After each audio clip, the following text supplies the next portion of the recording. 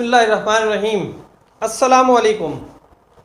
आधी रात का वक्त हो और सोते सोते आपकी आंख खुल जाए और आप अपने हाथ को हरकत ना दे सकें, अपने पैरों को हरकत ना दे सकें, यहाँ तक कि आपके बिस्तर के बराबर में जो साइड टेबल है आप वहाँ से पानी की बोतल तक को ना उठा सकें। यही नहीं, आपके बराबर में जो शख्स सो रहा है आप उसे हिला के, आप उसे उठा के अपनी तकलीफ़ तक का ना बता सकें। आप चीखना चाहें, आप बोलना चाहें, आपकी आवाज़ आपके हलक में ही दम तोड़ जाए, आपकी आवाज़ आपके मुंह से बाहर ना निकल सके, आपका दम घुट रहा हो, आपकी सांसें रुक रही हों, आपको अचानक ऐसा महसूस होने लगे कि आपके सिरहाने कोई खड़ा है, कोई अनहोनी मखलूक खड़ी है, आपको ऐसा लगे कि दरवाजे से कोई दाखिल हो रहा है, आपको ऐसा लगे कि खिड़की से कोई दाखिल हो रहा है, तो उस सूरत में आप इसे क्या समझेंगे?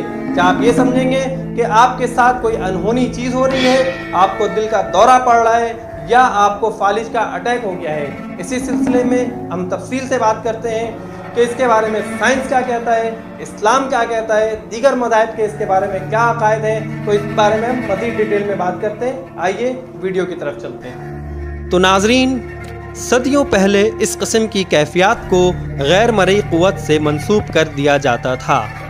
चाइना में इसे गोया कहा जाता है, जिसके मायने किसी बुरी ताकत या शैतानी ताकत का इंसानी जिस्म पर कब्ज़ा कर लेना है। वेस्ट इंडीज़ में इसे कोकमा कहा जाता है, जिसके मुताबिक शैतान का बच्चा जिस्म के ऊपर आकर कूद जाता है। कुछ लोगों का ये भी मानना है कि एलियंस उन्हें ज़मीन से उठाकर ले जाते हैं और उन पर मुख्तलिफ तजुर्बात करके वापस ज़मीन पर छोड़ जाते हैं। लेकिन ये सब तोहमात और बेबुनियाद और ख़ुद से अख़ज़ किए गए तसव्वुरात हैं, जिनका हकीकत से कोई ताल्लुक़ नहीं है।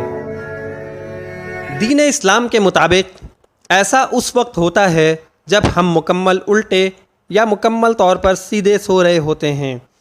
यही वजह है कि हमारे प्यारे नबी हज़रत मोहम्मद सल्लल्लाहु अलैहि वसल्लम ने आज से 1400 साल पहले ही हमें सोने का बेहतरीन तरीक़ा सिखा दिया था, जो कि हम सब जानते हैं कि सीधे करवट सोना चाहिए। दरअसल हमारी नींद कई मराहिल पर मुश्तमिल होती है, पहले हल्की नींद, फिर गहरी नींद और फिर ख्वाबों की दुनिया। दिमाग इंसान के जिस्म का वो वाहिद हिस्सा है जो सोने के दौरान भी एक्टिव ही रहता है। सोने के दौरान दिमाग दो किस्म के केमिकल खारिज करता है, एक को ग्लूकेन और दूसरे को GABA कहते हैं। इन केमिकल्स की वजह से हमारा जिस्म मफलूज हो जाता है। लिहाजा सोने के दौरान जब हम ख्वाबों की दुनिया में चले जाते हैं तो मुख्तलिफ़ किस्म के ख्वाबों के ज़ेरे असर हम ख़ुद को मुख्तलिफ़ अफ़आल अंजाम देते हुए देख रहे होते हैं। हम लोगों से लड़ रहे होते हैं, हम दौड़ रहे होते हैं, हम भाग रहे होते हैं, हम कहीं से गिर रहे होते हैं, हम चीज़ों से टकरा रहे होते हैं। अगर जिस्म पैरालाइज ना हो तो हम नींद में रहने के बावजूद हकीकत में वो तमाम एक्शंस भी करने लगें जो हम ख्वाब में कर रहे होते हैं, और इस तरह करने से हम खुद को और दूसरों को नुकसान भी पहुंचा सकते हैं।